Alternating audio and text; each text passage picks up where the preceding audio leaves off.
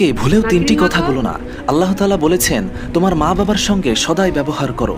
যে মায়ের পায়ের নিচে জান্নাত, সেই মাকে কষ্ট দেওয়া মানে নিজের ভাগ্য থেকে বরকত মুছে ফেলা। এক, মা যখন কিছু বলে ভুল হলেও কখনো বলো না তুমি কিছুই জানো না, কারণ আজ তুমি যত কিছুই জানো তার প্রথম শিক্ষক ছিলেন তোমার মা। তোমার প্রথম শব্দ, প্রথম হাঁটা সব তার হাত ধরেই, তাই তার ভুলেও অসম্মান করো না। দুই, কখনো তাকে বলো না তুমি আমার জন্য কি করেছো, কারণ তোমার জন্মের মুহূর্ত থেকেই তিনি তার ঘুম, শান্তি, স্বপ্ন সব তোমার জন্যই ত্যাগ করেছেন। তুমি যত বড়ই হও না কেন তার ঋণ কখনোই শোধ হবে না।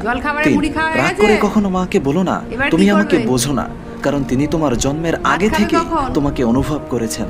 তোমার মুখের হাসি দেখলেই তার মন ভরে যায়, আর চোখে জল দেখলে তার বুক ফেটে যায়। তিনি না বুঝলে আর কে বুঝবেন বলো? মা শুধু একজন মানুষ নন, তিনি একটি দোয়া, একটি ছায়া, তোমার জান্নাতের দরজা।